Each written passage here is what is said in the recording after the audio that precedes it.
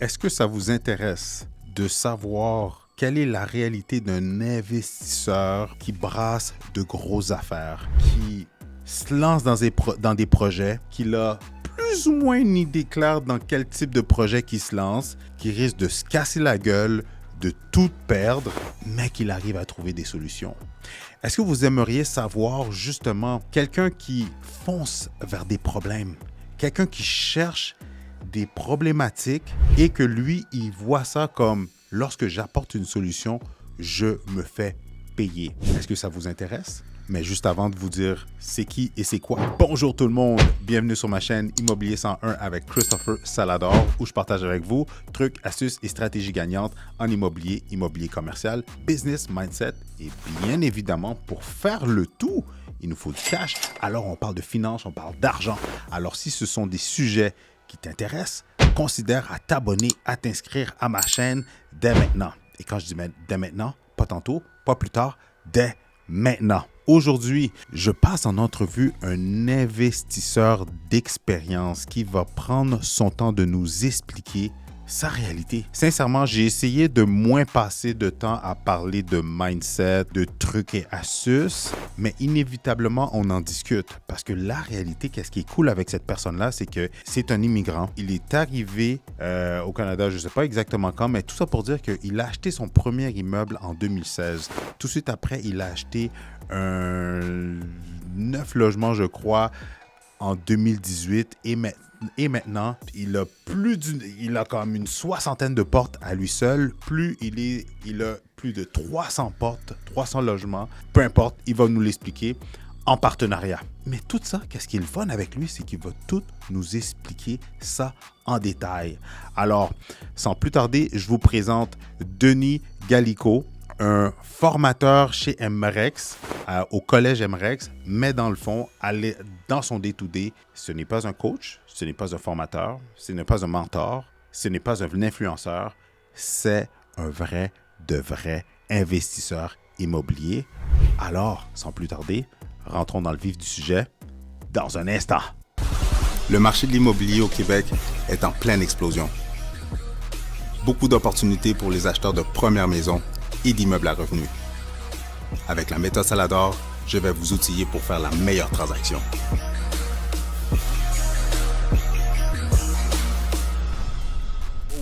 Un petit instant, j'ai une annonce importante à vous faire. J'ai finalement finalisé ma formation. Oui, j'ai pris mes 14 années et plus d'expérience dans le monde de l'immobilier. J'ai pris toutes les histoires à succès de mes clients, tous leurs bons coups de circuit, tous les coachings et les formations que j'ai pu aller chercher moi-même sur le terrain, en plus des faits vécus de mes clients, de mes investisseurs, de mes flippers, de mes développeurs, et j'ai tout concocté, le tout dans une formation qui vous est accessible. Alors c'est simple, si vous désirez savoir, connaître, comment faire pour prendre n'importe quel type de propriété et de pouvoir maximiser son potentiel pour que ça puisse vous partir dans le monde de l'immobilier, pour vous permettre de bâtir votre parc immobilier, c'est la formation pour vous. Alors n'attendez plus, allez cliquer dans le bas de cette vidéo-là pour avoir accès à cette formation. Et Denis, un gros merci d'être venu. Je t'avais déjà vu plusieurs fois dans les bootcamps de MREX. Ouais. Ensuite, quand je suis venu au TED Talk, justement, j'étais vraiment grandement surpris à quel point tu étais généreux de ton temps, de ton expertise, puis de partager tes connaissances. Puis justement, tu l'as vu, je t'ai dit tout de suite comme je te veux sur le podcast. Ben écoute, merci infiniment pour l'invitation. Puis, tu sais, moi, j'ai toujours l'avantage d'une connaissance, contrairement à un billet de 100 $, c'est que quand je te la donne, je la garde. Alors qu'un billet de 100 $, je te le donne, ben, je perds le billet de 100 $. Donc, puis il y a tellement de places. Tu sais, on n'est pas à Toronto ou Vancouver où tu as 5 grosses familles qui détiennent toute la ville. À Montréal, dans le Québec, on a la plus grande proportion de petits propriétaires. Donc, la probabilité avec toutes les personnes à qui je parle, qu'on se retrouve sur une transaction ensemble est très, très, très, très minime. Tout à fait. Puis c'est drôle, j'ai aimé qu'est-ce que tu as dit sur le billet de 100 $, parce que c'est exactement ça que tu m'as dit quand on s'est vu, justement. Ouais. Pour entrer dans le vif du sujet, je vais faire différent. Parce que je trouve que les podcasts, on commence tous de la même façon. Parle-nous un petit peu de ton parcours, blablabla. Mais là, on va faire différent. OK. Peux-tu nous expliquer, nous raconter une de tes histoires casse-gueule en immobilier dans ton parcours d'investisseur? Alors, Une là qui était vraiment un hero's journey. Là. Tu t'es lancé, tu t'es planté. On veut savoir l'anecdote. je me suis relevé, etc. Parce que moi, j'ai toujours fail forward. C'est comme si tu échoues en avant pour apprendre de tes erreurs. Tout à fait. Puis, je dirais, il y a tu veux moi, je l'avais dit dans un truc, mais tu veux-tu une erreur à 50 000 ou une erreur à 5 millions? Une erreur à 5 millions. Ah, mais tu sais, des fois, les erreurs à 50 000 sont aussi intéressantes que les erreurs à 5 millions. Ah, ben là, on veut les deux d'abord. Bon. Mais en gros, tu sais, vite, l'erreur à 50 000, c'est mon premier gros projet de multilogement qui était un 9 logements à Verdun, où on rénovait 4 logements, puis on avait engagé un entrepreneur général à l'heure. Ben, OK. tu sais, moi, c'était la première fois qu'on engageait un entrepreneur général, puis bon. Puis au début, il nous avait dit, puis il était pas cher. Puis j'avais pris le moins cher. En Premier plus. red flag. Red flag numéro 1, tu prends le moins cher. OK? Red flag numéro 2, en fait, c'est que je me disais, ben, s'il est, je crois qu'il était comme 65 pièces de l'heure, ou 70 pièces de l'heure à l'époque. Puis je suis comme, OK, ça coûte pas cher, OK, c'est parfait. Puis Je vous arrête un petit instant. Si vous désirez vendre, acheter ou investir en immobilier, allez dans la description dans le bas de cette vidéo. Vous allez pouvoir cliquer sur un lien pour réserver une consultation avec votre cher et l'unique Better Call Chris, où est-ce que je vais pouvoir répondre à toutes vos questions. On va pouvoir regarder votre situation, mais encore mieux, on va pouvoir élaborer un plan d'action qui va vous permettre, oui toi, te permettre de soit vendre, acheter ou encore mieux, investir en immobilier. Alors, si tu désires passer à l'action et te lancer dans le monde de l'investissement immobilier, va dans la description et clique sur le lien dès maintenant. De retour à la vidéo. commence le projet, rénovation, démolition, puis il arrivait tôt le matin, puis il repartait, puis la construction, 3 heures, etc. Puis les semaines, elles avancent, puis tu sais, tu reçois des billes à toutes les semaines. Tu sais, en 6-7 000 pièces, 4 gars, temps plein, sur ton projet à toutes les semaines. Puis là, puis moi, j'y connais rien en construction. Okay? Deuxième red flag, quand tu connais fuck all, soit tu t'entoures de quelqu'un qui connaît puis qui peut t'aider dans la patente, soit tu es sur le chantier à tous les jours pour essayer de comprendre ce qui se passe. Okay? Mhm. Ben moi, c'était pas le cas dans les deux. Okay? Deuxième red flag. Puis là, je me rappelle, au bout de 3 mois et demi, je suis comme 4 gars, 3 mois et demi, ça me semble long quand même pour rénover 4 unités. Puis là, c'est le plancher est toujours pas posé, qu'est-ce qui se passe, etc. Puis au bout d'un moment, je commence à être un petit peu plus stressé parce que, 6-7 000 par semaine, j'ai pas 25 millions dans le compte, là, ça marche pas. Là. Donc, je me disais, là, je vais claquer aux frettes, c'est sûr que je vais faire une faillite. Là, je commande les marges, je commence à loader, ça finit jamais. Puis, à un moment, je vais voir le gars, puis là, je fais comme, OK, là, dis-moi ce que tu fais cette semaine. Mhm. Avec 4 gars, puis on avait commencé à mettre des caméras parce que les gens, on se demandait s'ils arrivaient vraiment à 6 heures sur le chantier, là, mais bref. Dis-moi ce que tu fais cette semaine, puis à la fin de la semaine, on va vérifier. Tu m'as dit que tu allais poser du plancher, de la céramique sur 2 logements. OK, parfait. Mhm. Fin de la semaine, il l'a fait juste sur un logement. Je suis comme, qu'est-ce qui se passe? OK, bon. C'est peut-être, il me dit, ouais, ben là, il y a eu des petits challenges, là. OK. Deuxième semaine, qu'est-ce que tu comptes faire la semaine prochaine? OK, je sais pas, 2 autres logements. La semaine, un logement. Je suis comme, c'est pas possible. Puis à la fin, il me dit, ben Denis, là, de toute façon, moi, je suis pourri à estimer des délais, là. Je suis comme, je te paye à l'heure. Wow. Genre, comment tu peux me dire que t'es pourri à estimer des délais quand je te paye à l'heure? Je suis comme, t'es malade ou quoi? Genre... Puis, anyway, finalement, genre, moi, j'étais à côté. J'ai fait comme, écoute, ramasse tout ce que t'as, là. Puis, j'avais pris un gars pas dedans, là, qui avait fini qui avait fini tout le truc parce que, genre, je pouvais même plus financièrement. Donc, c'était l'erreur à 50 000 pièces, c'est que à la fin, il restait, je pense, 15 000 de job à faire, mais ça m'avait coûté la totale. Combien environ? Ben, en fait, faut comprendre qu'en 2018, c'était en 2018? Ouais, 2018, c'était beaucoup d'argent. Là. Mettre 65 000 dans une rénovation dans le logement que tu strippais pas. Là, en comme, plus, t'étais pas strippé, non, c'est sûr, c'est c'était sûr. beaucoup d'argent. Là, C'est ce qu'on faisait, c'était de la peinture, des luminaires, du plancher et une cuisine, une salle de bain. OK, ouais. C'est 65 000 pièces à l'époque, là. C'était pas les prêts et après COVID, là. C'était beaucoup d'argent, là. Tout à fait. Puis là, ça coûtait 65 000 par logement. Puis là, comme ça finissait pas. Mais puis là, ça marche pas, cette affaire-là. Puis anyway, Mais donc, ouais, ça va coûter la totale. Puis une semaine avant que je le sorte, finalement, il me disait, bon, en fait, je ne sais pas estimer quoi que ce soit. Là, Wow. Donc, quand tu payes un gars à l'heure, assure-toi qu'il est bon à estimer quoi que ce soit, puis fais des suivis.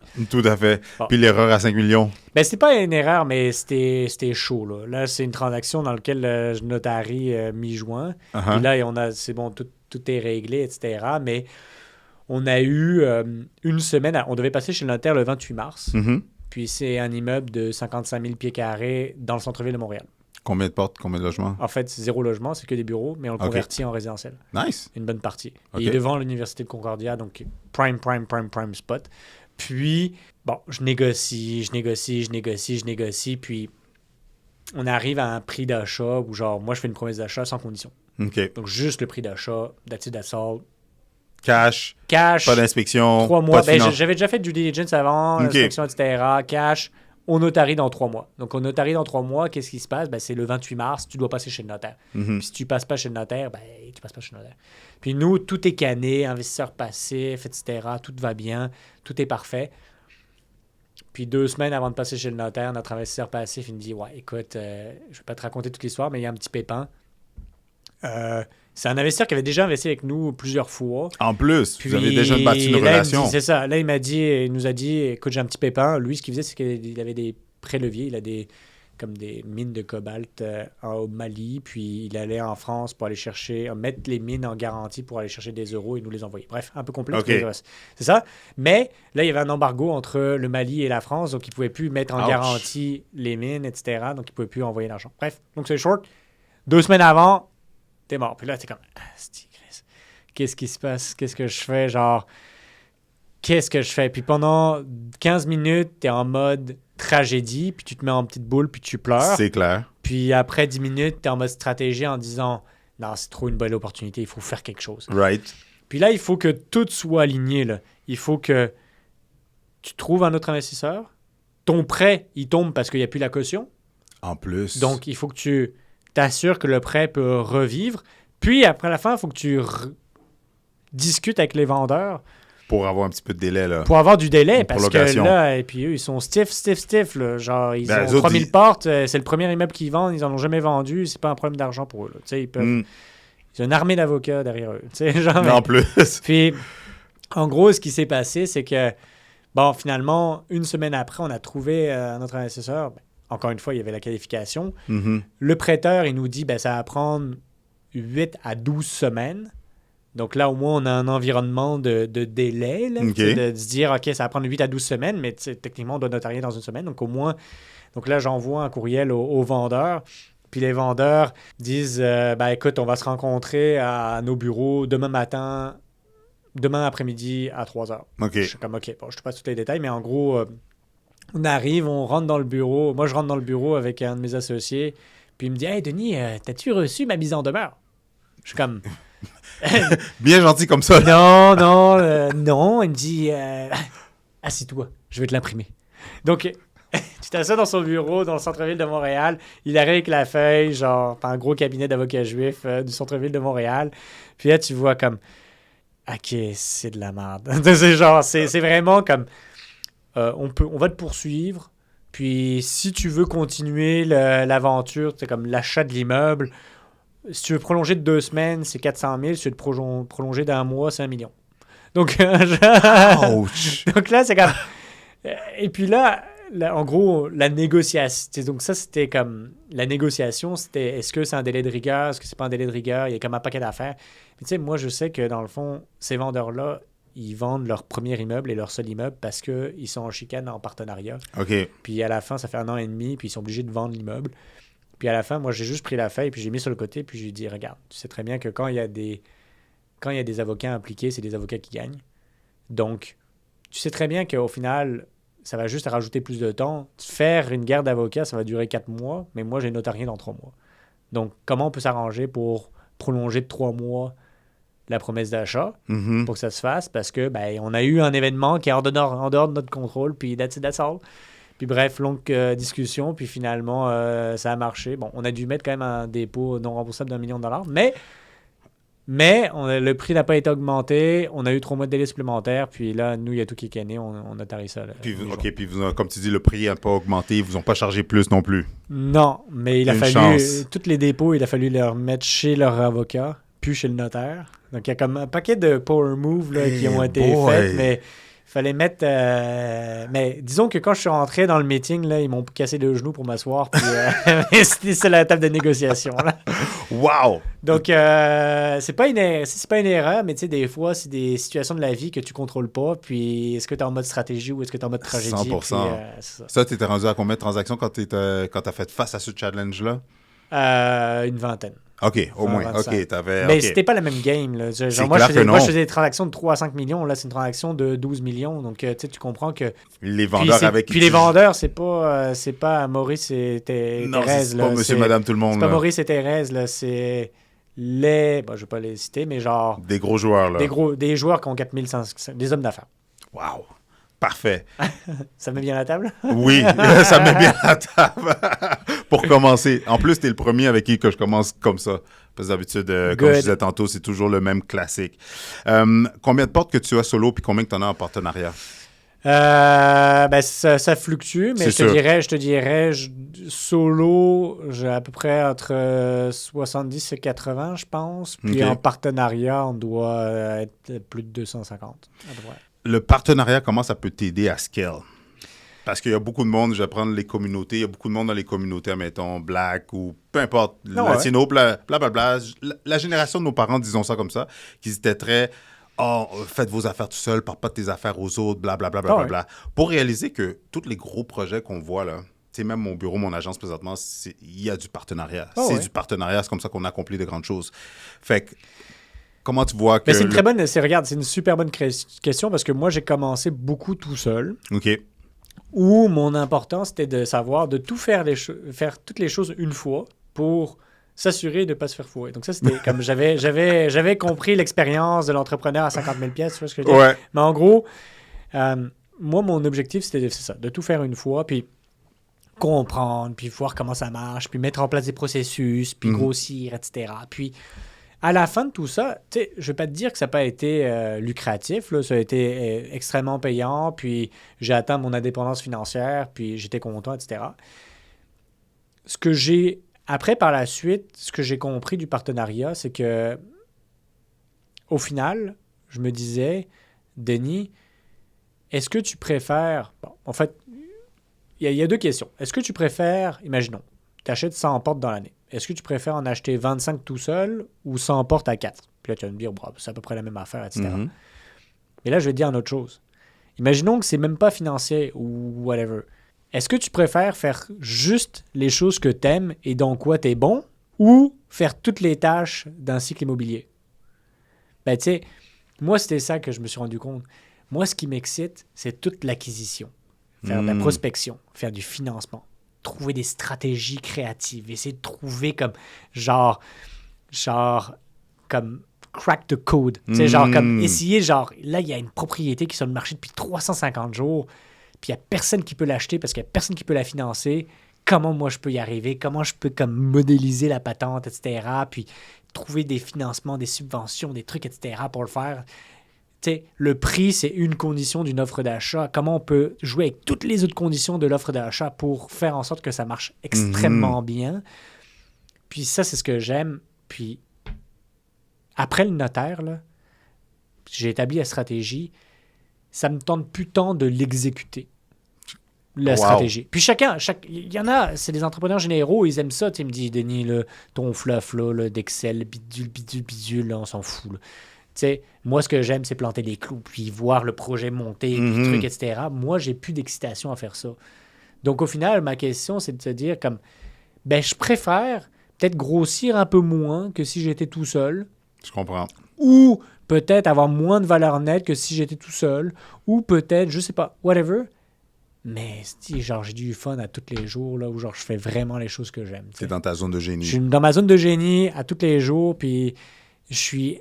Tu sais, on dit toujours, genre, est-ce que tout ce que tu fais, c'est payant? Genre, c'est quoi ton taux à l'heure? Puis si à un moment, tu fais du ménage chez toi et puis que c'est en dessous de ton taux horaire, est-ce que tu pourrais pas sous-traiter le ménage pour travailler sur des choses dans lesquelles ton taux horaire est optimal, tu sais, où tu as plus de zones de génie, et puis voilà. En gros, c'est ça. Merci pour ta réponse, puis la précision. Puis, c'est drôle parce que tu me fais penser, tu sais, la question classique. Là, on va rentrer un petit peu dans toi, mais en même temps, on va faire un hybride. Parce qu'il y a toujours le classique de, tu sais, c'est quel truc tu pourrais partager à ceux qui débutent. Ouais. Mais, qu'est-ce que j'aime de ton histoire, c'est que tu as commencé en 2016. Ça fait même pas 10 ans encore. Là. Oh, ouais. Tu as commencé en 2016. Puis j'ai commencé en 2016, puis le deuxième bloc que j'ai acheté, c'est en fin 2018. En plus, tu es un nouvel arrivant. Oh, T'avais-tu de la famille ici? Non, j'ai toujours pas de famille ici. T'avais quel âge quand t'es arrivé?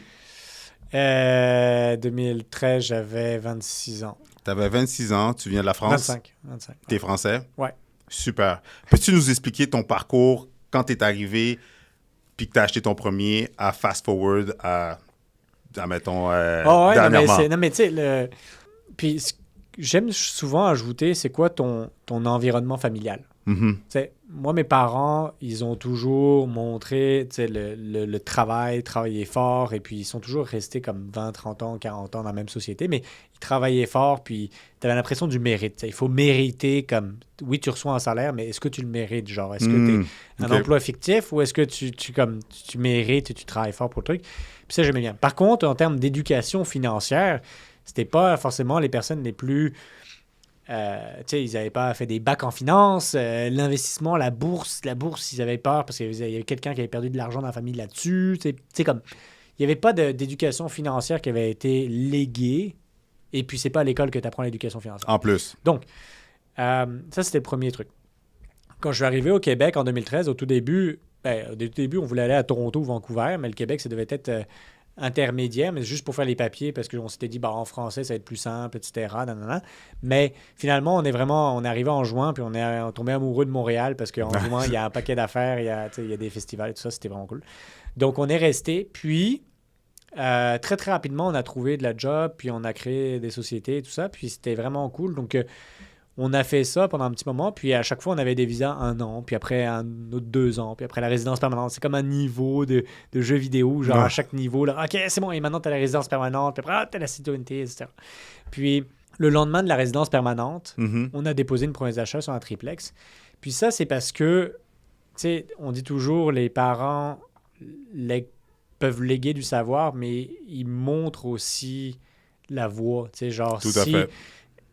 Puis une chose que mes parents ont fait, sans forcément m'expliquer l'éducation financière, ce qu'ils avaient fait, c'est qu'ils achetaient, à chaque enfant qui naissait, ils achetaient un petit condo étudiant. Vous êtes combien?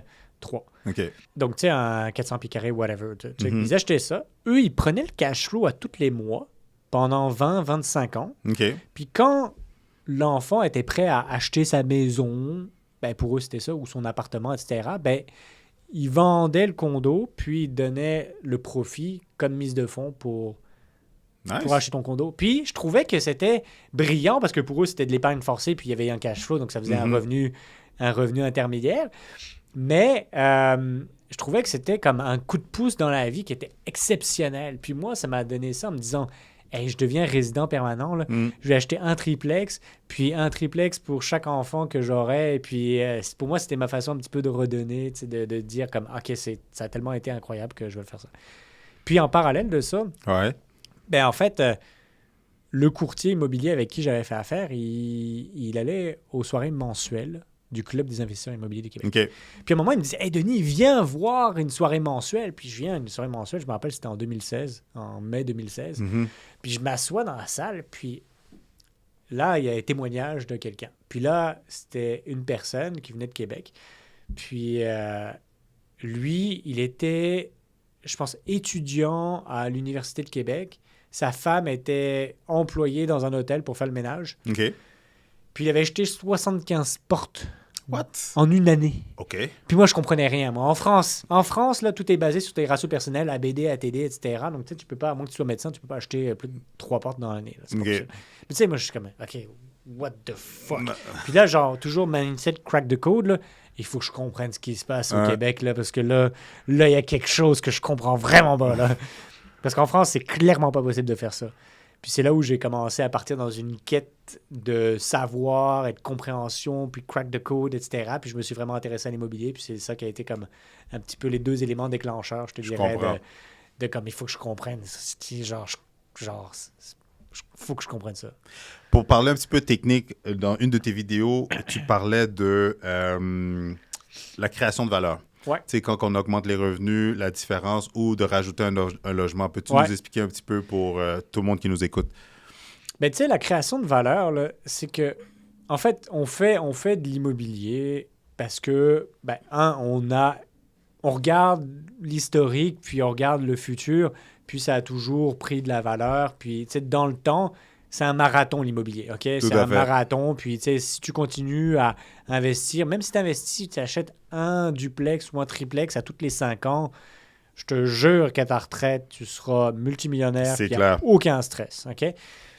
Mais imaginons que tu veux surperformer un petit peu le marché. Au lieu, imaginons, on prend l'exemple de la bourse, au lieu de le mettre dans des index, tu veux comme te renseigner un petit peu sur les compagnies, puis voir c'est laquelle qui performe le mieux, puis comme investir plutôt dans ces compagnies-là plutôt que dans les 100 compagnies du Standard & Poor's, parce que le S&P 500, parce que la réalité, c'est que le S&P 500, tu as 7 compagnies qui font un profit incroyable, puis tu en as 493 qui servent à rien. Ben, en gros, si tu veux surperformer, ben, tu as des façons d'optimiser. Puis, il y a des façons qui sont très ingénieuses et qui ne coûtent pas si cher. Donc, le ROI, donc le retour sur l'investissement, sur l'argent que tu investis versus le gain que tu reçois, il est très intéressant. Puis, une couple de techniques sur même des petits plex, des triplex ou même un 5plex. Je prends l'exemple d'un 5 logements. Yes. J'achète un 5 logements. Il n'y a pas de zonage 5 logements à Montréal. C'est soit t'es 6, soit t'es 8, soit t'es 12 et plus, en gros. Donc, quand tu as un 5, souvent, tu peux avoir un 6e logement. OK. Puis souvent, quand tu regardes les 5, tu as 2 logements par étage, puis tu as un logement soit au rez-de-chaussée, soit au demi-sous-sol, avec un garage à côté. Tout à fait. Bon. De plein droit, puis parce que c'est ça, quand tu veux commencer, tu essaies de faire des permis de plein droit, là, plutôt que de te lancer sur des permis un peu spécifiques. Mais de plein droit, tu pourrais convertir le garage pour faire un logement. Puis souvent, dans le garage, des fois, tu as de l'eau, tu as de l'électricité, tu as un compteur de service. Donc, c'est pas comme si tu devais rajouter des étages, puis revoir la structure, etc. Tu n'as pas vraiment de structure à revérifier là-dessus. Puis ça, c'est extrêmement payant. Je vais expliquer pourquoi. Il y a 3 raisons. La première raison, c'est que tu passes d'un 5 logements à 6 logements, donc tu passes d'un financement résidentiel à un financement commercial. Donc, tu n'es plus basé sur les ratios personnels, tu es basé sur si les loyers sont augmentés, ben, ça se qualifie tout seul, puis du coup, tu peux aller chercher un meilleur financement. Deuxième chose, tu sais, quand on dit oui, augmenter les loyers, que par exemple, tu passes d'un loyer de 1000 pièces à 1300 pièces, wow, tu as fait une belle affaire, c'est très bien, tu as augmenté le loyer de 300 $. Mais la réalité, c'est que tu l'augmentes de 300 $, ça fait 3600 par année. 3600 par année, là, vite de même. À Montréal, tu augmentes la valeur de ta bâtisse de 70 000 $. Boum. Juste avec 300 $ par mois. 300 $. Mais attends, si tu rajoutes un logement dans un garage, tu passes de 0 $ à 1500 $. OK? Donc, 1500 $, ça fait 18 000 par année d'augmentation. C'est plus 3 600, c'est 18 000. Donc, 18 000, si on fait un calcul rapide, ça fait, disons, 360 000 $ d'augmentation de valeur. C'est fou, là. C'est incroyable. Là.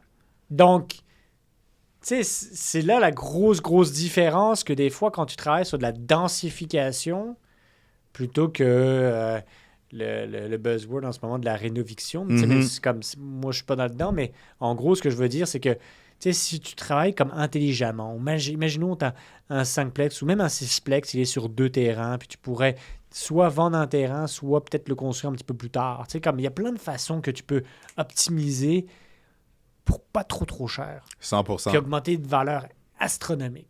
Tout à fait. Puis ça rejoint ma prochaine question. C'est une stratégie. Moi, j'appelle ça...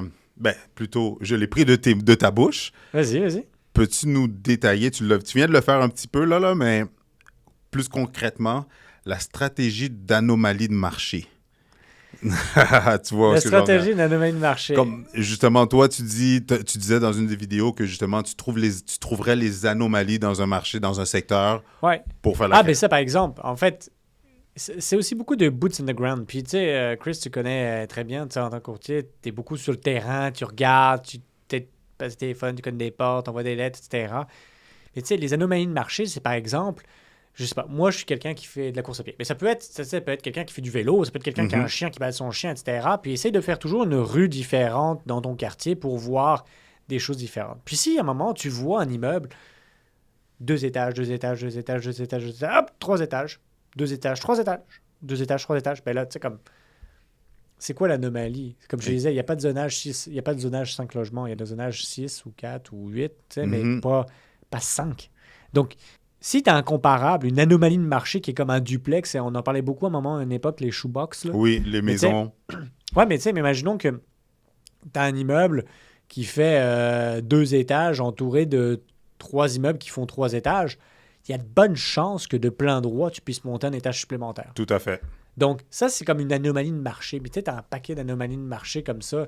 De, par exemple, tu peux regarder, OK, dans les quartiers, c'est quel quartier qui investit le plus d'argent dans des parcs, des trucs, etc. Ou alors, c'est dans quel quartier que tu as le plus de vacances de commerce, de commerciaux, de restaurants, etc. Ou quelque chose qui se développe beaucoup, par exemple, à Verdun, la rue Wellington, comme il y a 10 ans, c'était vraiment, vraiment ghetto. Puis là, il y a comme un beau nouveau café, un beau nouveau truc, un truc, etc. C'est méconnaissable, quasiment. Là. Il y a comme un paquet d'affaires.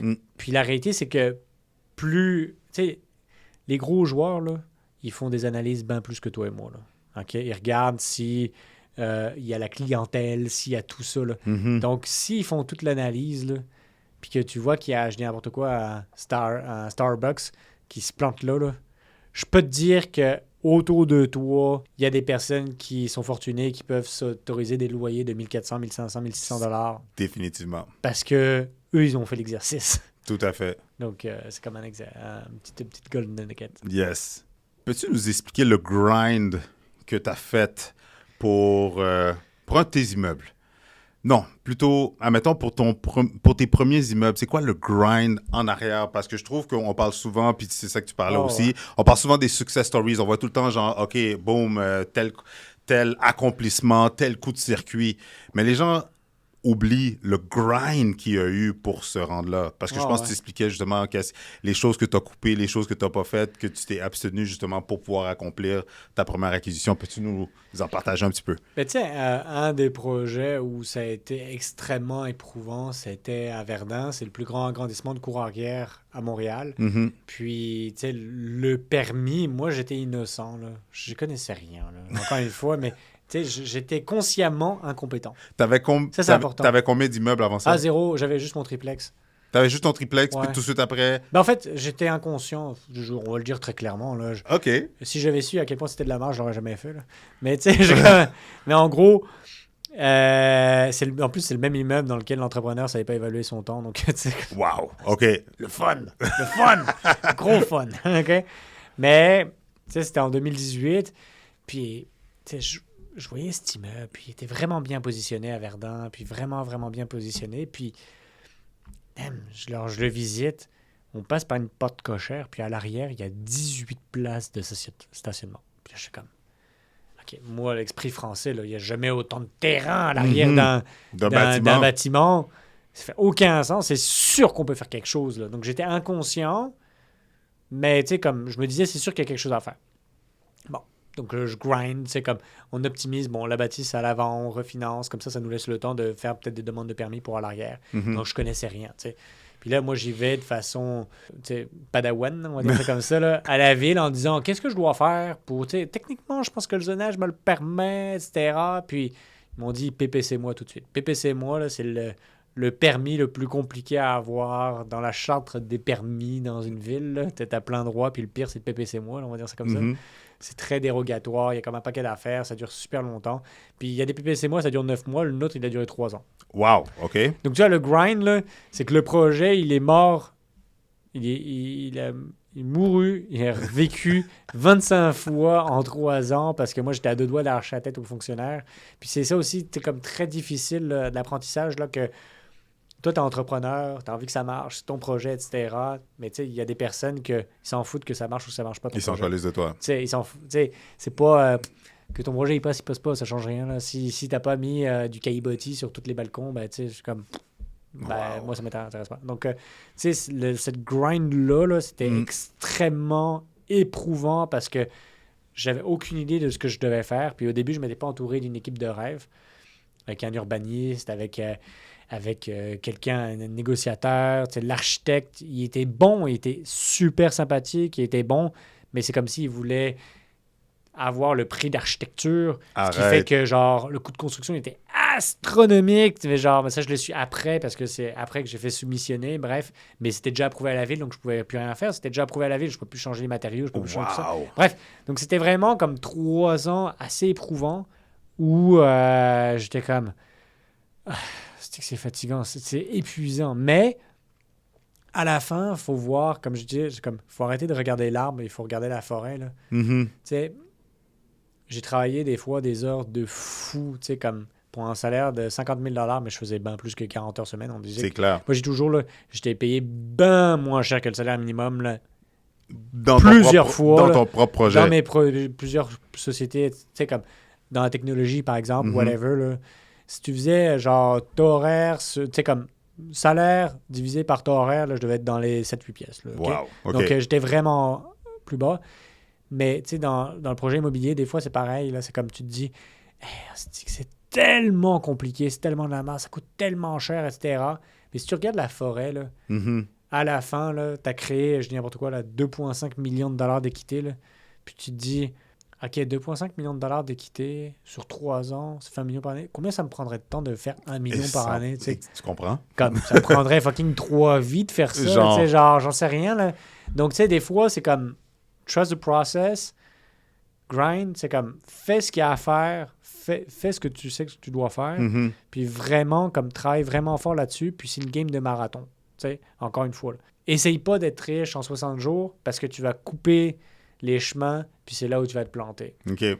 Pense long terme, puis tu verras que c'est payant bien plus que ce que tu t'as imaginé en toute ta vie. Tout à fait, mais tu sais, juste pour rentrer, si t'es correct avec ça, mais juste pour nous donner une idée, parce que tu avais des business, des entreprises en technologie, mais pour financer ce genre de projet-là, tu dis que tu es passé de ton triplex à boom. En fait, très bonne question. Où tu trouves la liquidité pour pouvoir, comme tu dis, là, les dépassements de coûts et tout ça? Regarde, je vais te le dire très clairement. Tout le montage financier, la bâtisse initiale, là, les 6 logements plus les 3 commerces, on l'avait acheté à 1 250 000. OK. Parce que... Vous étiez combien de partenaires? Alors, attends, j'explique. On était juste 2. OK. Lui et moi. Puis, pour acheter l'immeuble, c'était 150 000 $ chacun. Donc, on était 150, moi, je mettais 50. Moi, j'avais pas 150, c'est sûr. Donc, j'ai refinancé le triplex. OK. J'avais 50 plus 100. J'étais capé. Merci, bonne nuit. Mais là, on n'avait rien pour faire les rénaux, etc. Donc, les rénaux, c'était... j'avais Réno Dépôt qui faisait une marge sans intérêt de 50 000 pièces pendant 1 an. Okay. Donc, moi, je fais comme parfait. J'ai 50 000 pièces de marge où je commence à livrer des trucs. On en avait 2, donc on pouvait faire les matériaux. Puis pour le staff, c'était comme, on met au prorata, là, on met 5 000, 5 000, 5 000, 5 000. Pour un moment, on était capé. Puis en fait, nous, ce qu'on a fait, c'est qu'on a fait ce qu'on disait de l'optionnalité. C'est qu'on a d'abord rénové l'immeuble existant. OK. Pour pouvoir refinancer et puis ressortir notre argent de notre 150 000, etc. Puis le coût des rénaux. Comme ça, on pouvait avoir le temps de développer la cour arrière sans avoir de l'argent ou des prêts privés ou quoi que ce soit qui était bloqué là-dedans. Donc, je comprends. On l'a fait. On a d'abord fait une optimisation. On a ressorti notre équité. Au complet. OK. Puis après 1 an et demi. Puis après, on a mis 3 ans à développer l'arrière, d'avoir les permis, etc. Donc, au début, on a mis pas mal de notre argent pour les soft costs, donc tout ce qui est architecte, ingénieur, bidule, ça, on a mis notre argent. Puis au moment où c'était le moment de construire, vu que le terrain était gratuit parce qu'il n'y avait pas d'hypothèque. Hein, c'est vrai. Parce que c'était un agrandissement, donc il n'y a pas d'hypothèque.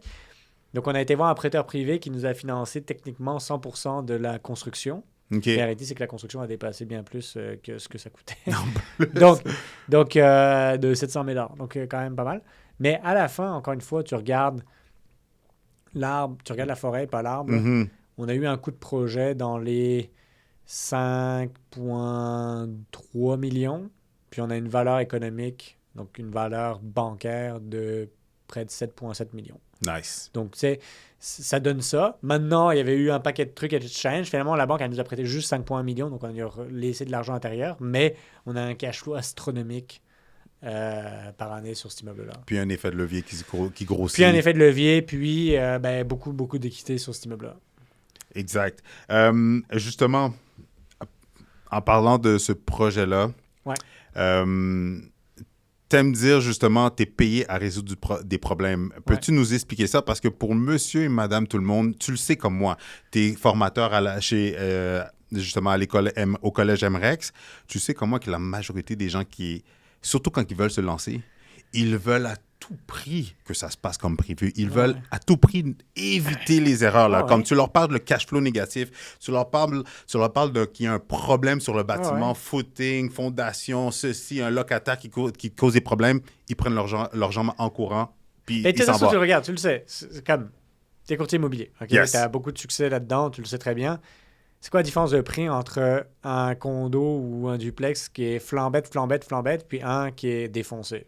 C'est sûr que tu vas avoir grosse marge. Grosse marge. Puis, tu sais, contrairement en France, où la différence de prix, ça va être juste le coût des travaux, au Québec, c'est pas du tout la même chose. Si tu as un duplex à 800 000 $, puis que tout défoncé, il est à 400 000 et que tu mets 200 000 de travaux intérieurs, tu as 200 000 de profit. Donc, exact. En résolvant le problème de tout défoncer, ben, tu crées des opportunités et de l'argent. Puis, tout à fait. La réalité, c'est qu'il n'y a pas de get rich quick. T'sais, si tu fais la même chose que tout le monde, tu auras les mêmes résultats de tout le monde. C'est la loi immuable des probabilités. Si je prends cette tasse, je la lâche, elle tombe. Okay? Je vais faire ça 200 fois, elle va tomber 200 fois. Okay? Parce que je vais faire 200 fois la même action, puis je vais avoir quasiment 200 fois le même résultat. Donc, ce que je veux dire, c'est que si tu fais la même chose que tout le monde, tu vas avoir la majorité du temps les mêmes résultats que tout le monde. Exact. Donc, moi, je suis une bibite je vais là où ça pue la marde. Je vais là où il n'y a personne qui veut y aller. Tu vois, genre, quand pendant la pandémie, les taux d'intérêt étaient extrêmement bas, puis qu'il y avait des offres multiples, ça finissait jamais sur un multiplex. Puis moi, je me disais, ça m'intéresse pas d'aller là. Comment tu veux que je compétitionne avec un médecin qui fait 700 000 par année? Et tu comprends? Tu sais, genre, qui peut l'acheter comme bim bam boum, merci, bonne nuit, bye bye, tu sais, genre quasiment avec 100% de mise 100% de prêt. Non, du coup, j'ai été dans des semi-commerciaux, tu sais, genre des trucs que genre de la grosse vacance commerciale, là, genre un restaurant, puis ça fait 5 ans que ça n'a pas été... Les choses qui font peur à monsieur, madame, tout le monde. Tu peux pas le financer, même si tu as un taux d'intérêt qui est bas, puis tu sais, comme, il faut que tu sois toujours en mode résolution de problèmes. Puis moi, j'ai toujours dit, là, je vais accepter tes problèmes. Genre, tu vends un immeuble, il y a full de contamination à l'intérieur, tu n'as pas envie de le gérer, tu sais quoi? Je suis ton gars. Par contre, tu comprends qu'il faut qu'il y ait un incentive pour régler ton problème. C'est comme tu veux pas faire le ménage dans ton auto, tu vas avoir un lave-auto qui va résoudre ton problème. Mais c'est sûr qu'il faut qu'il y ait un incentive, que ce soit financier, que ce soit un paquet d'affaires, mais il faut qu'il y ait un incentive. Donc moi, souvent, je calcule c'est quoi le coût, c'est quoi mon temps, puis c'est quoi le bonus que j'ai à gérer ça. Parce que si c'est juste break-even, ça ne me tente pas de prendre les problèmes. Non, c'est clair que non. Donc, il y a 1 million de problèmes dans la vie, là, puis franchement, que ce soit en immobilier, en business, en un paquet d'affaires, vous voyez, toutes les grosses entreprises, elles se sont bâties en résolvant des problèmes. Tout à fait. Puis comment inculquer ça aux gens ou comment leur permettre de changer leur mindset, là, de mettre d'autres lunettes pour pouvoir voir que, OK, quand il y a des problèmes, il y a des opportunités et non l'opposé.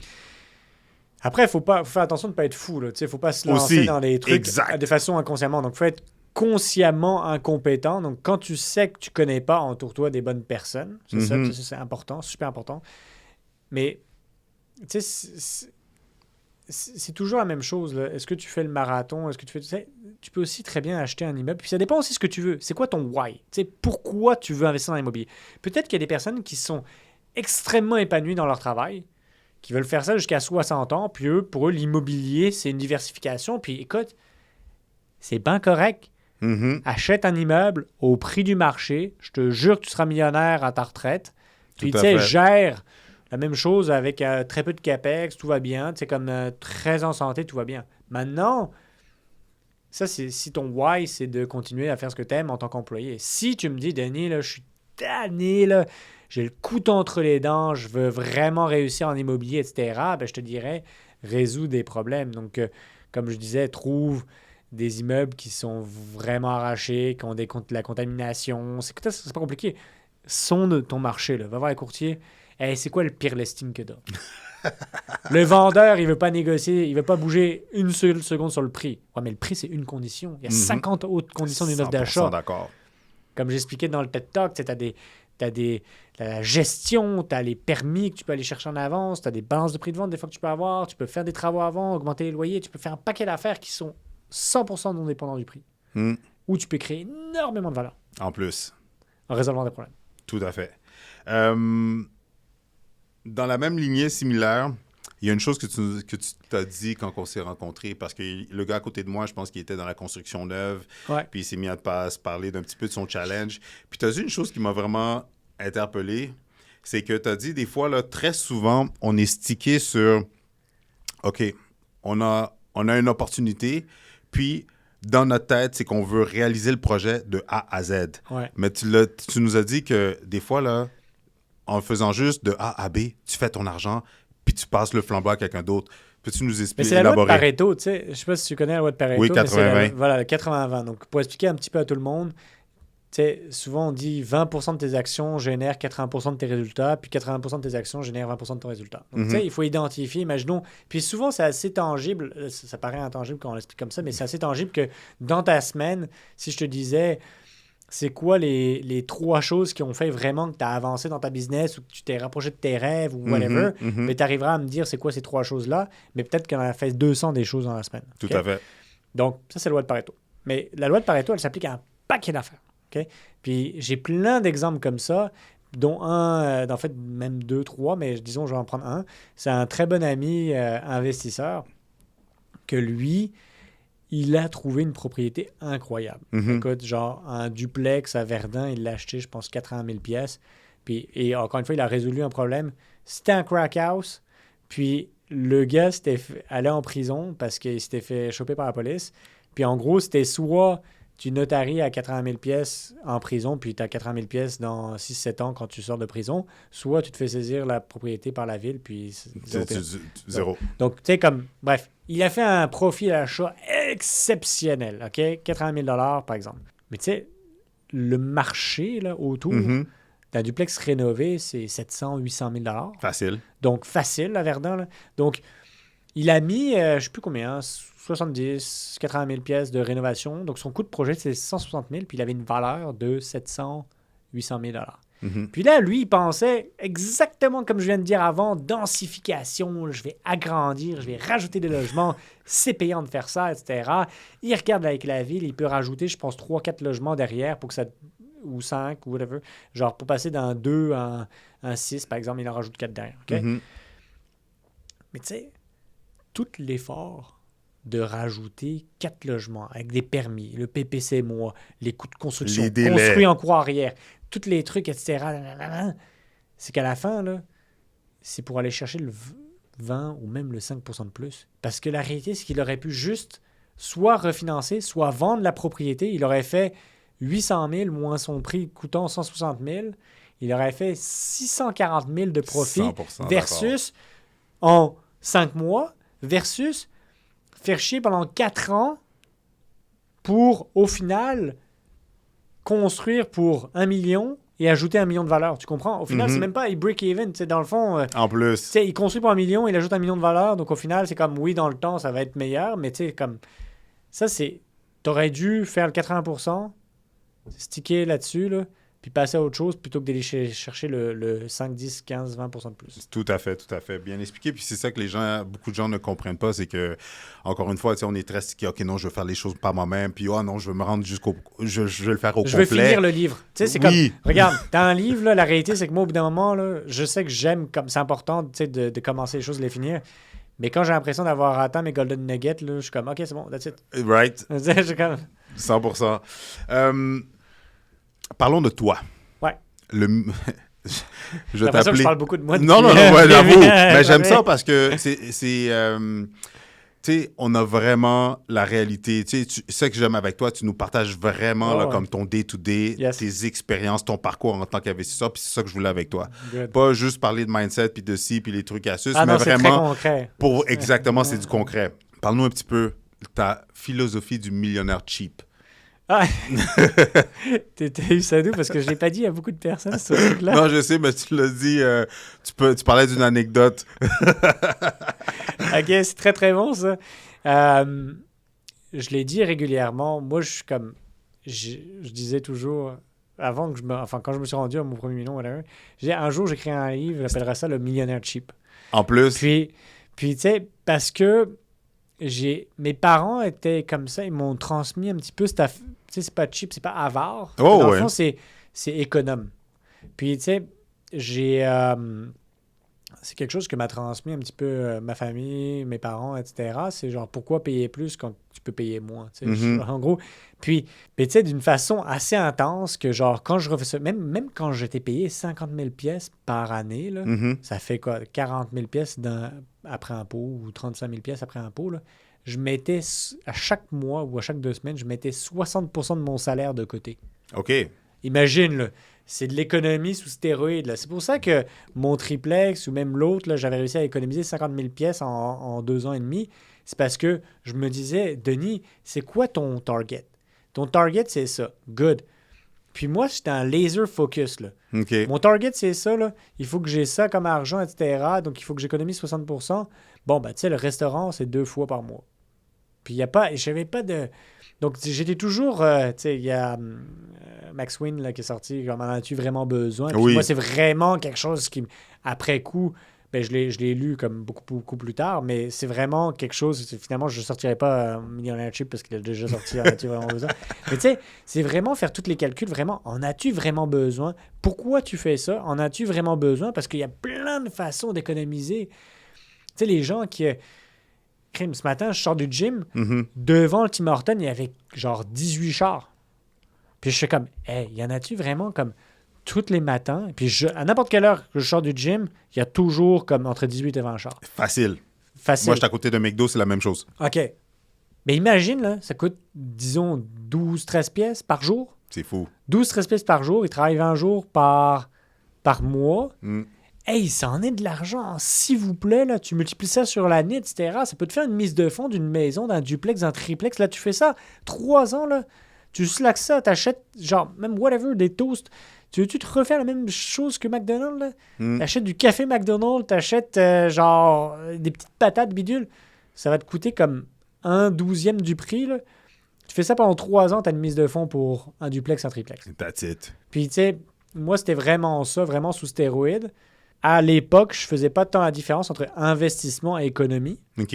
Entre dépenses et économie, pardon. Okay. Entre dépenses et économie. Pour moi, tout était une dépense. Donc, tu sais, on allait au restaurant, on allait au cinéma, mais tu sais, genre, c'était ordonné. Tu sais, après avoir payé ça le first, après avoir économisé 60% de mon salaire, payé mon loyer, mes trucs, etc., ma bouffe, il me restait quoi? Puis ça, c'était du fuck you money. Ça, c'était de l'argent que je pouvais faire des choses avec. Mais... deuxième chose que je faisais, qui était de Tony Robbins, c'est que je recevais mon salaire et puis c'est ça. Je mettais 60% de côté, mais je le splittais en différents comptes, genre autonomie financière, éducation. Tu sais, j'avais comme plein de comptes différents et puis comme je me le prélevais directement, je le voyais même pas et à la fin, le compte, il grossissait comme un REER, tu sais, comme il grossissait. Puis à la fin, je suis comme, j'ai même beaucoup d'argent dans ce compte-là. Puis, mais c'est ça. Donc, et je faisais pas la différence entre dépenses et investissement. Puis maintenant, je fais la différence. OK. Je dépense jamais pour des trucs stupides. OK. Mais par contre, quand c'est le temps d'investir, que ça soit dans une formation, que ça soit dans un voyage d'entrepreneur, que ça soit dans un paquet d'affaires, je compte jamais. OK. Ça peut coûter 5, 10, 15 000, 25 000 pièces, je m'en fous.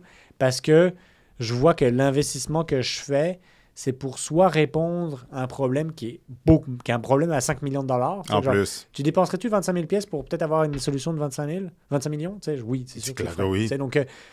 Donc maintenant, j'investis et donc investissement. Puis dernière chose, c'est que j'investis aussi dans les souvenirs.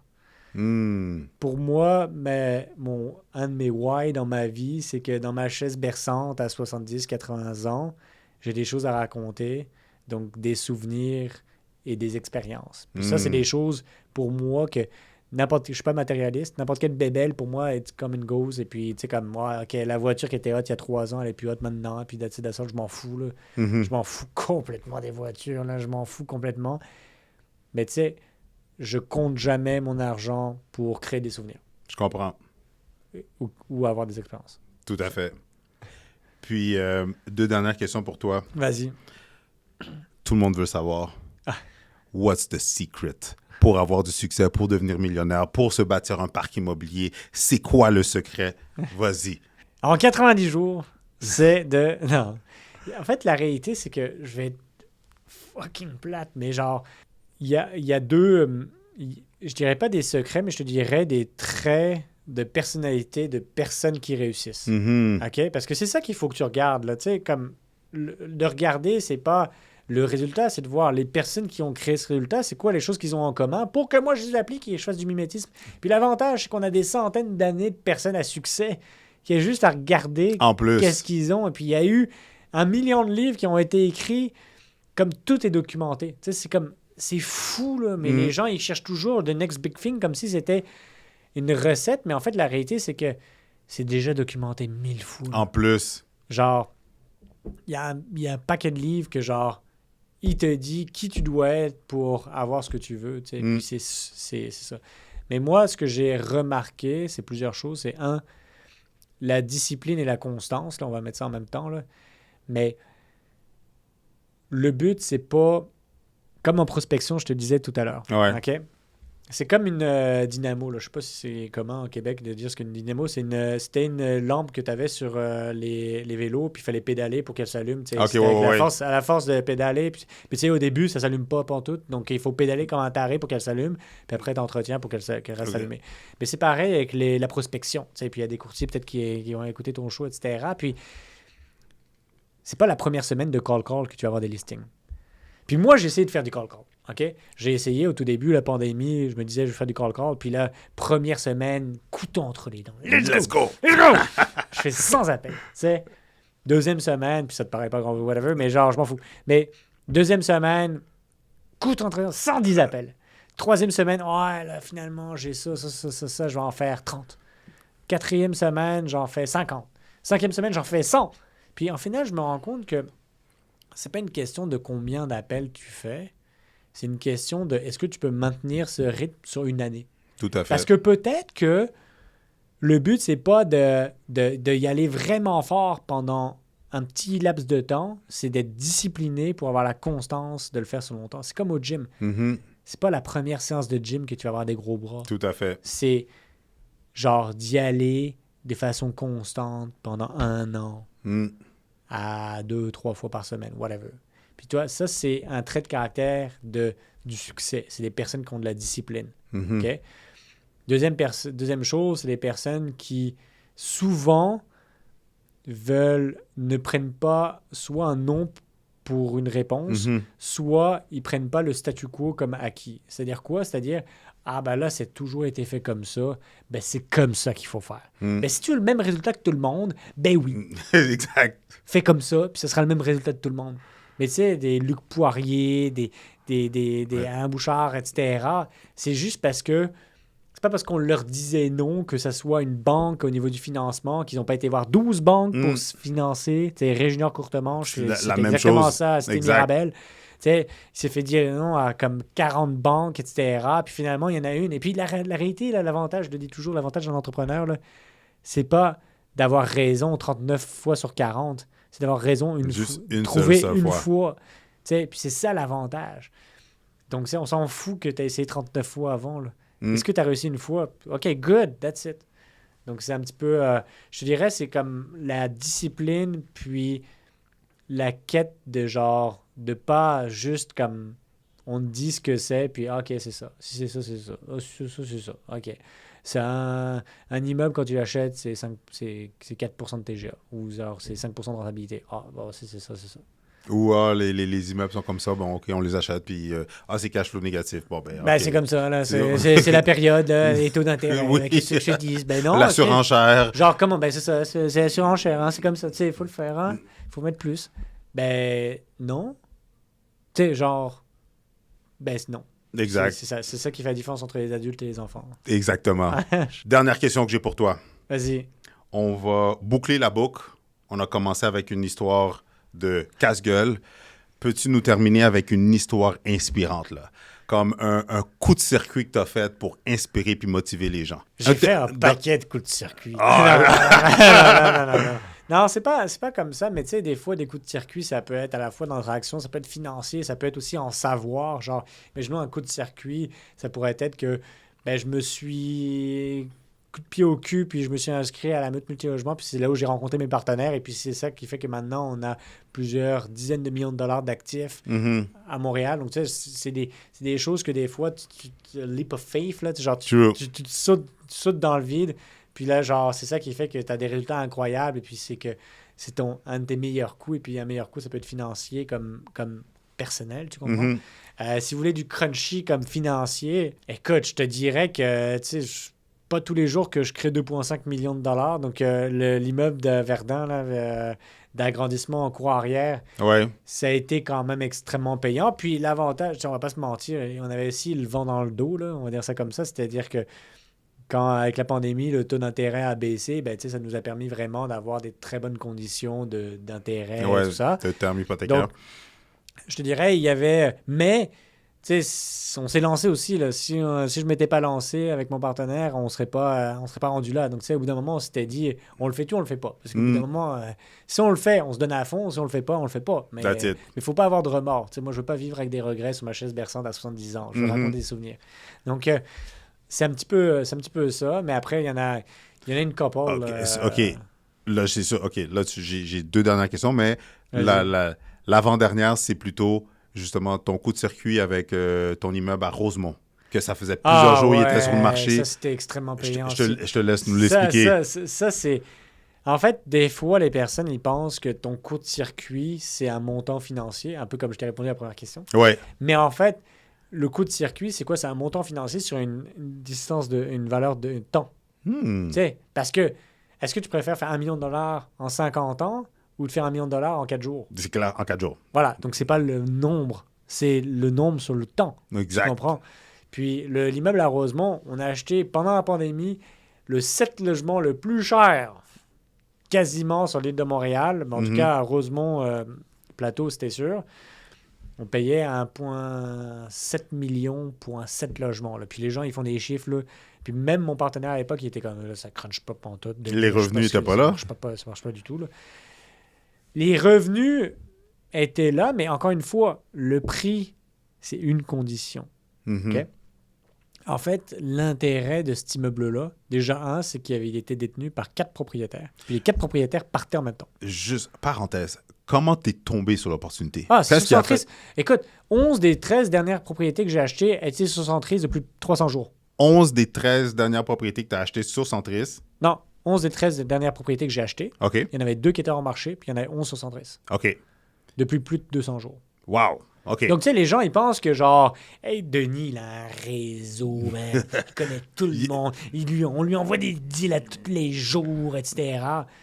C'est sur Centris, là. C'est la même chose que tout le monde a accès, là. Fait, toi, qu'est-ce qui t'a attiré? Ça faisait longtemps qu'il était sur le marché? Ça faisait longtemps qu'il était le marché. Très longtemps. C'était affiché 2,2 millions au début. Complètement astronomique. Les gens, ils comprenaient pas exactement c'était quoi la valeur, mais c'est parce que eux, ils avaient... C'est quoi le rêve qui est associé à ça? Le 2,2 millions, c'est quoi? Ils divisaient ça par 4, moins les impôts, etc. Ils pouvaient s'acheter un condo. Mais eux, ils pensaient qu'un condo, c'était 400 000 pièces. Mais en fait, tu en avais à 300 000. Donc, dès que tu arrivais à leur montrer qu'ils atteignaient leur rêve avec un prix plus bas et en faisant la vente, c'était plus intéressant que de laisser sur le marché un prix plus haut. Puis que ça bouge pas. Donc, bref, c'était 2,2 millions à lister, je pense. Tu l'avais-tu vu dès que ça venait d'arriver ou Ah non. Même pas. C'était même pas dans les filtres. 2,2 millions pour un 7 logements, là, oublie ça, là. Il y a n'importe quoi, là, genre, oublie ça. Mais moi, je faisais mon suivi, là, tu sais, the devil is in the detail. Je faisais mes suivis réguliers, Puis, à un moment, je suis comme, OK, bon, là, c'est quoi le prix plancher? L'immeuble était clean cut, là, en genre plus. zéro capex, parce que les 4 propriétaires sur 7 logements étaient là. Donc, tu sais, comme dès qu'il y avait une tuile ou quelque chose qui passait, là, il y a quelqu'un qui était là pour le voir et puis pour le réparer. Donc, Bref, je me suis assis. J'ai amené c'était des Italiens, j'ai amené du pesto que je faisais moi-même pour créer un souvenir, pour créer quelque chose. Bref, long c'est short, on a négocié, on est arrivé à peu près à 1,7 million. Mais même 1,7 million, là, c'est énorme! Mhm. Puis, ce que moi j'avais repéré, c'était 3-4 choses. Première chose, c'était qu'il y avait 4 propriétaires qui étaient là depuis... Ben, en fait, qui étaient là et qui partaient. OK. Donc, dans le fond, il y avait 4 logements que le jour du notaire, Aziz, je pouvais le louer comme entre 1500 et 1600 pièces ou 1700 pièces, whatever. Puis du coup, ça augmentait les valeurs. Tu sais, comme le loyer passait de 90 000 à 115. Déjà, rien que là, j'avais 25 000 pièces qui montaient là-dessus. OK. Et là, il n'y avait pas de quittance, il n'y avait pas de négociation, il n'y avait pas tout ça, ils partent. Mhm. OK. Deuxième chose, exactement, je rentre dans le garage italien, tu rentres, oui, il y a une porte de garage, il y a déjà des divisions qui sont faites. En plus. Il y a déjà l'électricité, il y a déjà l'eau, il y a déjà une laveuse sécheuse, il y a déjà un frigo, il y a déjà tout. Puis là, je suis comme, OK, là, j'amène mon entrepreneur général, ça coûte combien, là, juste de transformer ça en logement vite, vite? Bah, 75 000. OK, mais là, attends une minute, là, 75 000, je loue 1500, tac, tac, tac, tac, tac, j'augmente de 300 000. Donc, en gros, ça me coûte 75 000 de créer 300 000 de valeur. Puis, c'est un permis de plein droit, OK? Puis, combien de temps de réno? 4 semaines? T'as une minute. Donc, en gros, en 4 semaines, j'investis 75, je reçois 300, c'est ça? OK, good. Parfait. Good. Donc, en gros, j'étais comme, OK, mais ça, c'est un no-brainer, là. C'est clair. Puis, il y avait un autre locataire, un des 3 locataires qui partait. Donc, pareil, encore une fois, je relouais. Donc, en fait, en 3 mois et demi, là, j'avais 5 locataires qui partaient, Mhm. que je pouvais relouer au prix du marché pour augmenter les revenus. Puis, en 3 mois et demi, je pouvais faire des rénovations pour ajouter un loyer à 1500 pièces, donc 18 000 par année. Donc, au final, je montais la valeur de la propriété de 1,7 million à, je crois, 2,4 millions. OK? Donc, en gros, en 4 mois, j'ai acheté, j'ai refinancé, j'ai ressorti ma mise de fonds parce que les rénaux, les trucs, etc. En combien de temps t'as refinancé dans les 4 mois? En gros, 4 mois. Donc, T'avais en pris gros, un terme de combien de temps? un an. En fait, c'était variable, whatever. Mais En c'était plus. pas grave. Parce que tu l'avais calculé. Oh, oui. En fait, moi, j'ai calculé, mais je pensais pas que ça allait. Peut-être je m'étais dit, bon, Ben, je veux ça dire, semble T'avais faire du sens. planifié ça comme J'ai ça acheté pour ça en être... décembre, puis j'ai monté le financement en avril, puis j'ai refinancé en juillet.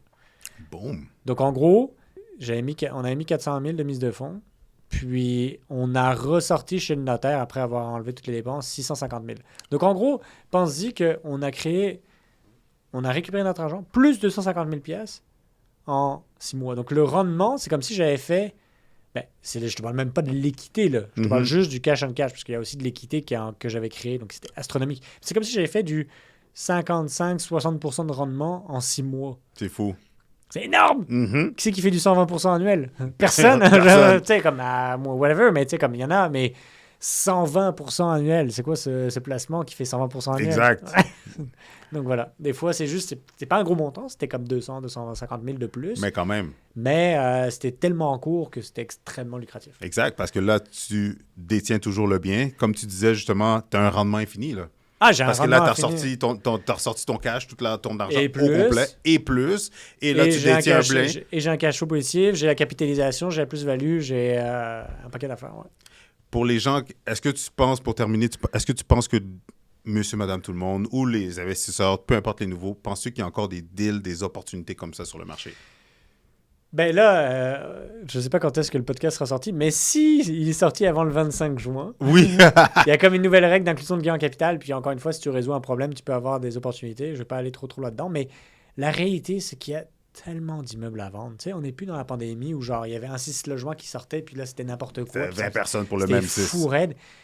T'as tellement de listings. Et puis encore une fois, je te dis pas là, te lancer dans de la prospection en marché. Si tu veux vraiment te lancer dans la prospection en marché, tu peux le faire. Tu vas peut-être avoir des meilleurs deals, des trucs, etc. Fine. Mais tu sais, entoure-toi d'un bon courtier, comme Chris. OK? Entoure-toi d'un bon courtier, puis utilise des filtres intelligents. Tu sais, t'as peut-être, je sais pas là, 10 000 propriétés à vendre. Mhm. OK, c'est laquelle dont la date d'expiration, dont le contrat de vente expire dans un mois ou un mois et demi? Bon, ben là, c'est peut-être que c'est la brebis qui boite, comme on dit. Là. C'est peut-être la propriété que ça fait longtemps qu'elle est sur le marché, puis le vendeur, il commence à être prêt à vendre, mais ils n'ont pas bougé le prix. En plus. Ils ont laissé le prix à 1 million, mais le vendeur, il commence à être tanné. OK? C'est quoi le prix par pièce? Moi, j'aime pas utiliser un prix par porte, j'aime utiliser un prix par pièce. Parce que ça te permet de niveler les 2,5, 3,5, 4,5, 5,5. OK. Donc là, tu peux retrouver des années de marché où, genre, le prix, il te semble haut, mais c'est que des 5,5. Là, t'es comme, c'est extrêmement intéressant. C'est quoi les modifications de prix, tu sais, les timings, etc. Quand il vient d'avoir une modification de prix, peut-être pas, mais 2-3 mois après une modification de prix, peut-être que il est prêt à une deuxième modification de prix. Aussi. Tu comprends? Donc, il y a comme un paquet de filtres assez intelligents que tu peux mettre pour trouver des opportunités sur le marché. Puis, encore une fois, tu sais, moi, je dis toujours, tu ne vas pas forcer un âne à boire. Donc, en gros, qu'est-ce que ça veut dire? C'est que si le vendeur, il ne veut pas vendre, il ne va pas vendre. Exact. Mais si c'est un vendeur... Qui est motivé. Vous avez trouvé une solution. Si tu es bien représenté, puis que le courtier en face, il collabore, tu sais, il y a de l'intérêt dans tout le monde. C'est clair. Le vendeur veut vendre, l'acheteur veut acheter. Puis le but, c'est juste se retrouver sur des conditions. Puis encore une fois, je leur dis, le prix, c'est une condition. Il y a 1 million d'autres conditions autour du prix. Puis voilà. Sincèrement, Denis, je pourrais garder ici toute la journée, mais où est-ce que les gens pourraient te suivre s'ils veulent en savoir plus, s'ils aimeraient t'avoir comme coaching ou quoi que ce soit, où est-ce que les gens peuvent te suivre? Ben écoute, comme je disais, je suis pourri en marketing, OK? Donc, si vous voulez avoir des nouvelles de moi, ajoutez-moi sur Facebook, Denis Gallico, Gallico. Si vous voulez que je vous apprenne à pêcher, parce que moi, ça ne m'intéresse pas de vous donner du poisson, par exemple, analyser des opportunités ou voir un petit peu c'est quoi le plan de match, j'ai une page web qui s'appelle 5AM Capital dans lequel je donne 4 heures de coaching par semaine. Je ne veux pas donner plus parce que moi, je vis de l'immobilier, je ne vis pas de coaching et puis c'est ma façon de redonner. OK. Donc, c'est ça. Puis, si vous voulez me suivre, sinon... MREX, je participe beaucoup à des TED Talks, des bootcamps, je donne des cours, etc. Donc souvent, vous voyez un peu, ou des panels, ça c'est toujours assez intéressant, ça coûte pas très cher, ça coûte 20 pièces, 30 pièces, 50 pièces. Vous allez une après-midi, une soirée quelque part, puis là, vous avez l'opportunité d'avoir des histoires ou de parler à d'autres personnes, parce que c'est comme ça qu'on s'est rencontrés. Puis, exact. Puis d'avoir genre un shitload de Golden Nugget, puis voilà. Boom. Et un gros merci, merci encore pour l'invitation. Puis beaucoup de succès. Merci beaucoup. Yes. Allez, bye bye. Boom, boom, boom. Wow! Si j'avais un bouton, un buzzer pour toutes les fois qu'il nous a donné des pépites d'or, je pense que j'aurais pas arrêté de le peser tout le long de l'entrevue. Mais avouez que Denis est inspirant, motivant. Il n'a rien de plus ou de moins. Oui, il a son background en tant qu'ingénieur, puis il était en tech. On n'a même pas parlé de ça. Parce que la réalité, c'est que, OK, c'est son background, mais on est allé dans sa réalité depuis 2016 à aujourd'hui. Voyez-vous les choses qu'il a accomplies? Voyez-vous les choses qu'il a fait? Les investissements? Regardez, on n'a plus d'excuses. Comme qu'il l'a dit à plusieurs reprises, il faut avoir le couteau entre les dents. Il faut passer à l'action. Si vous avez apprécié Denis, écrivez dans les commentaires, mettez 3 emojis de feu. Comme ça, minimum 3 emojis de feu ou mettez littéralement plein de feu pour que je puisse savoir que des personnes comme Denis, ça vous intéresse, c'est wow. Puis c'est des personnes extraordinaires que vous aimeriez que je vous trouve pour les ramener pour vous, pour qu'on puisse aller creuser dans leur tête, pour que ça puisse nous inspirer et nous motiver à se surpasser.